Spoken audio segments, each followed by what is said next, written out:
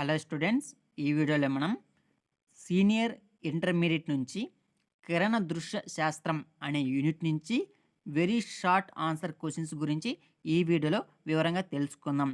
ఇప్పుడు నేను మీకు ఈ వీడియోలో ఏవైతే క్వశ్చన్స్ మీకైతే చెప్తున్నానో ఈ యూనిట్ నుంచి 100% మీకు ఇవే క్వశ్చన్స్ మీ యొక్క ఎగ్జామినేషన్లో అయితే రావడం జరుగుతుంది. కాబట్టి ప్రతి ఒక్కరు కూడా ప్రతి ఒక్క క్వశ్చన్ కూడా మిస్ చేయకుండా పూర్తి వరకు చూసి మీరు కూడా నేర్చుకొని మీకు ఎగ్జామ్లో మీరు కూడా ఎగ్జామ్స్ అయితే బాగా రాయండి.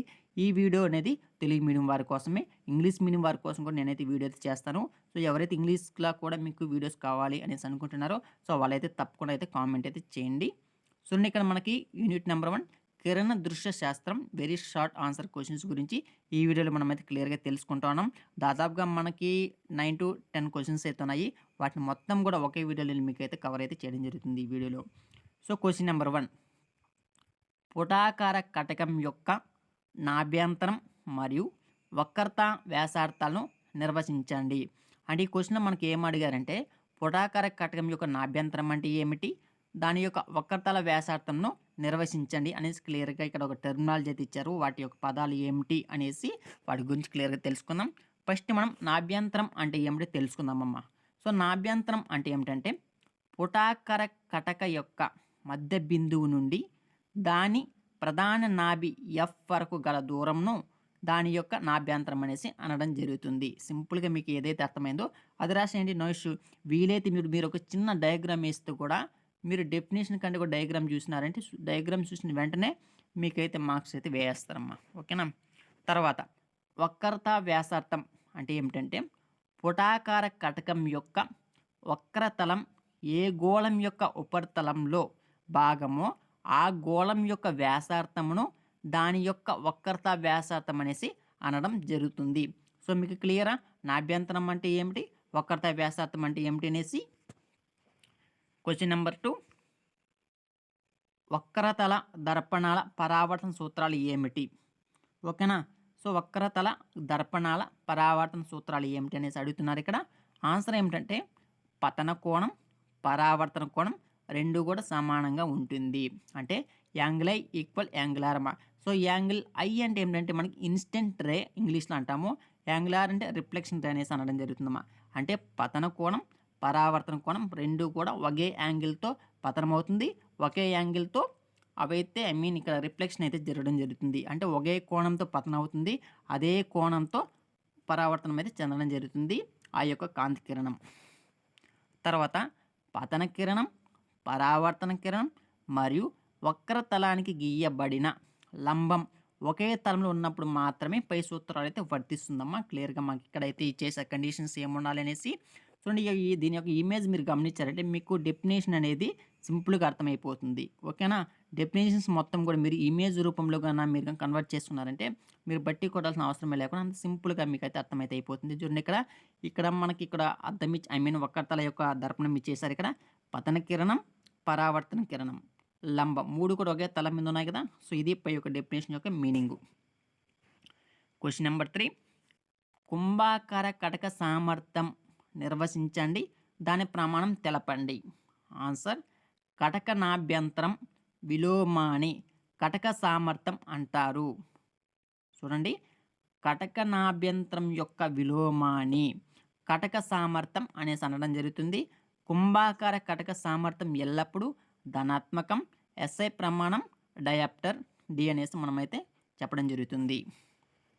క్వశ్చన్ నెంబర్ 4, 4 డిగ్రీల పట్టక కోణం గల ఒక పల్చని పట్టకంలో ఏర్పడిన విచలనం 2.48 డిగ్రీస్ అయితే పట్టక పదార్థ వక్రీభవన గుణకం ఎంత అనేసి మనకి ఇక్కడైతే చిన్న ఆన్సర్ అయితే ఇవ్వడం జరిగింది. ఒక క్వశ్చన్ అయితే ఇచ్చేసారు ఇక్కడ ప్రాబ్లము. చూడండి, మనకి మొత్తం ఫస్ట్ మనం ఏం చేయాలంటే ఇలాంటి ప్రాబ్లమ్స్ ఇచ్చినప్పుడు ఒకవేళ మీకు ఇలాంటి ప్రాబ్లమ్స్ వచ్చినప్పుడు మీకు ఆన్సర్ తెలియలేదనుకో, క్వశ్చన్లో ఏవి ఇచ్చారో ఫస్ట్ అవి రాసేనమ్మా. గివన్ బై ఇవ్వబడినవి లేదంటే గివన్ బై రాసి క్వశ్చన్లో మనకి ఏమి ఇచ్చారు, విచలన కోణం డి ఇచ్చేసారు. ఎంత ఇచ్చారు, 2.48 డిగ్రీస్. పట్టక కోణం ఇచ్చేసారు, ఏ ఇచ్చేసారు, ఎంత ఇచ్చేసారు, 4 డిగ్రీస్. మీరు అవి రాసినా కానీ పర్వాలేదు, మీకు 1 మార్క్ అయినా కంపల్సరీ మీకు అయితే పడడం జరుగుతుంది. ఎందుకంటే ఆ టెర్మినాలజీ మీకు తెలుసు కాబట్టి పూర్తి ఆన్సర్ అయిపోయినా పర్వాలేదు. ఒకవేళ మీకు ఫార్ములా తెలిస్తే కూడా ఫార్ములా కూడా వేసి కూడా వదిలేయచ్చు. అంటే ఫార్ములా వేసిన తర్వాత క్యాలిక్యులేషన్ రాలేదు అంటే మీరు ఫార్ములాతో వదిలేయచ్చమ్మా. పర్వాలేదు నేను ఫార్ములాతో పాటు క్యాలిక్యులేషన్ చేసి ఫైనల్ ఆన్సర్ వరకు తేవగలుగుతానంటే మీరు చేయండి, నో ఇష్యూ. కానీ క్వెషన్‌లో ఏమి ఇచ్చారో, ఒకవేళ నాకు ప్రాబ్లమ్స్ రావు, ఏమి నేర్చుకోలేదు అన్న టైంలో ఇప్పుడు నేను ఏవైతే చెప్పానో ఫార్ములాస్ వేసి వదిలేయచ్చు. సో, లేదంటే క్వెషన్‌లో ఏమి ఇచ్చారో అవి వేసి కూడా వదిలేయచ్చు, నో ఇష్యూ. చూడండి ఇక్కడ మనకి సూత్రం ఏమంటే d equal u minus 1 into A M, ఇది ఫార్ములా. సో, దీని నుంచి మనం ఏం కనుక్కోవాలి? చూడండి, పట్టక కోణం గల ఒక పల్సని పట్టకంతో ఏర్పడిన విచలనం 2.48 డిగ్రీస్ అయితే పట్టక పదార్థ వక్రీభవన గుణకం ఎంత అనేసి అనడం జరుగుతుందమ్మా. చూడండి, వక్రీభవన గుణకం మనం దేంతో గుర్తిస్తాం? U equal 1 plus D by A. So 1 plus D ఎంత ఇచ్చేసారు మనకు? 2.48 డిగ్రీస్ బై ఏ ఎంత? 4. దీనికి క్యాలిక్యులేషన్ చేసి మనకు ఫైనల్ ఆన్సర్ ఎంత వస్తుంది? 1.62 అనే ఆన్సర్ అయితే రావడం జరుగుతుంది. ఓకేనా. తర్వాత క్వశ్చన్ నెంబర్ 5. విక్షేపణం అనగా నీలి అత్యధిక విక్షేపణం పొందేందుకు రంగు ఏది అనేసి అనడం జరిగింది ఇక్కడ. సో క్వశ్చన్ కోసం చదువుతాను. విక్షేపణం అనగానేమి, అత్యధిక విక్షేపణం పొందే రంగు ఏది? క్వశ్చన్ ఫస్ట్లో మీకు కొంచెం రాంగ్గా చదివాను. ఓకేనా. సో సెకండ్ టైం కరెక్ట్గా చదివాను కదా. విక్షేపణం అనగానేమి, అత్యధిక విక్షేపణం పొందే రంగు ఏది అనేసి అనడం జరిగింది ఇక్కడ. ఆన్సర్ ఏమిటంటే మాకు కాంతి విక్షేపణం. కాంతి పుంజం దానిలోని అంశిక రంగులుగా విడిపోయే దృగ్విన్యాసాన్ని కాంతి విక్షేపణం అంటారు. సో ఇదే కాన్సెప్ట్ మీరు 10th కూడా చదువుకుంటారమ్మా. ఓకేనా. సో అంటే ఒక తెల్లని కాంతిని ఏదైనా ఒక దర్పణం మీద వేస్తే అది 7 రంగులుగా విడిపోతుంది. ఆ 7 రంగులు ఏమిటంటే మనకు విబ్జార్ అంటుంటాం కదా. సో అదే మీకు కూడా ఒక ఐడియా ఉంటుంది. దాని అంటాం మనం కాంతి విక్షేపణం అనేసి. సో మీకు ఏది గుర్తుంటే అది రాయొచ్చు. ఎందుకంటే ఒక తెల్లని కాంతిలో 7 రంగులైతే ఉంటాయమ్మా. ఆ 7 రంగులు మనం ఏమంటాం? విబ్జార్ అంటాం. మీకు తెలిసి ఉంటుంది కదా, విబ్జార్ అనేసి అనడం జరుగుతుంది అనేసి. ఊదా రంగు అత్యధిక విక్షేపణం చెందేటువంటి రంగు. ఓకేనా. 6. కంటి అశ్వదృష్టి అనగానేమి, దీన్ని ఎలా సమర్థిస్తారు, సవరిస్తారు అనేసి అంటున్నారు. చూడండి, కంటి అశ్వదృష్టి అంటే ఏంటంటే ఇంగ్లీష్లో దీన్ని మనం మయోపి అనేసి అనడం జరుగుతుంది.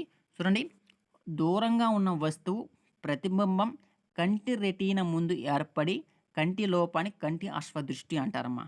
సో సింపుల్గా చెప్పాలంటే ఈ అశ్వదృష్టి అనే లోపం ఎవరికైతే ఉంటుందో సో వాళ్ళకి ఏమిటంటే దగ్గర వస్తువులు కనబడతాయి, దూరంగా ఉన్న వస్తువులు కనబడవు. గుర్తుపెట్టుకోండి, దగ్గర వస్తువులు కనబడతాయి, దూరం వస్తువులు అయితే కనబడవు. దాన్ని మనం ఏమంటాము? అశ్వదృష్టి అనేసి అనడం జరుగుతుంది.